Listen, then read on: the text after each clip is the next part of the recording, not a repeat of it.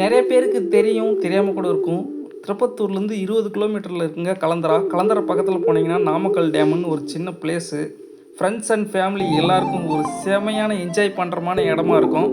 போகலாம் மிஸ் பண்ணாமல் போயிருங்க. ஏன்னா அந்த இடத்துல எப்பயுமே சீசன் மழை தண்ணீர் வரும்போது மட்டும்தான் உங்களுக்கு நல்ல சீசனில் ஏலகிரி மலையிலேருந்து அப்படியே அந்த தண்ணி எல்லாம் வந்து பார்க்கறதுக்கு செம்மையாக இருக்கும்.